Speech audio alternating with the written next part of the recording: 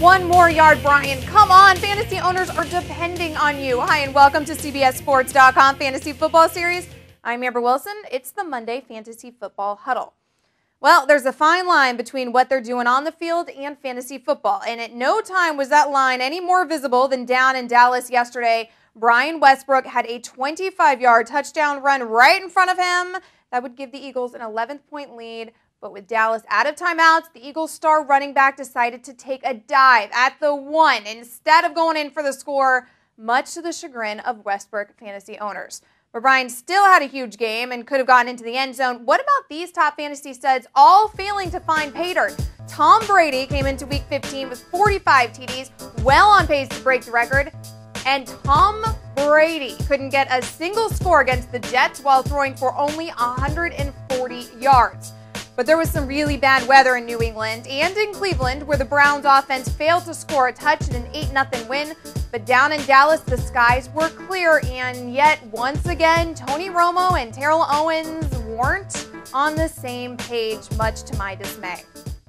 And we welcome into the show senior fantasy football writer Jamey Eisenberg. So Jamey, what is going on down there in Dallas other than absolutely killing my fantasy teams? I mean, what is going on between Tony Romo and Terrell Owens? You know, I think, Amber, it's just a situation where teams have started to figure out Dallas a little bit. They're realizing that if you cover T.O. with a couple of people, let Jason Witten get his yards. Obviously, he's playing great. He just set a new record for the first tight end to go over 1,000 yards since the Giants' Mark Bavaro in 1986. So he's playing great. We're already talking about him as the next tight end, the number one tight end in 2008. But what happened on Sunday against the Eagles is I think T.O. with his thumb injury, Tony Romo with his thumb injury, T.O. just sort of getting taken out of the offense. We've seen 2 games now where he's really struggled, and that's hurting a lot of fantasy owners, especially at the wrong time with, as you mentioned, with the playoffs and fantasy championships.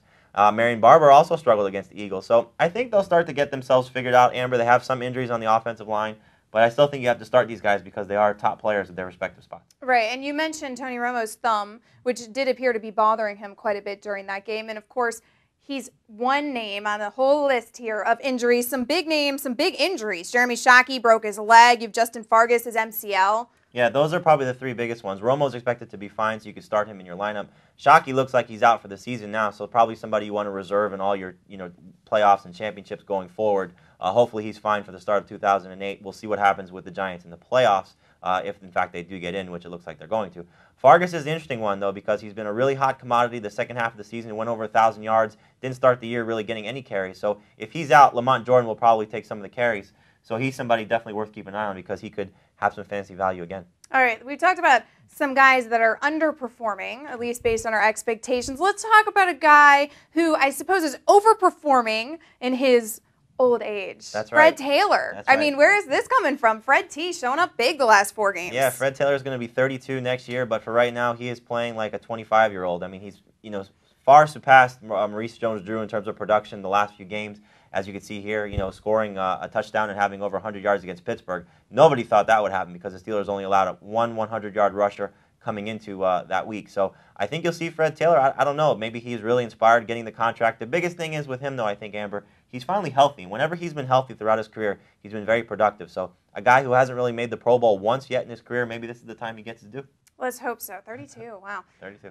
All right, and let's talk about another good news topic here with a team who, well, they've been underperforming all season, and then they finally showed up, maybe, sort of. They kind of got a lucky break, but they won. They finally won.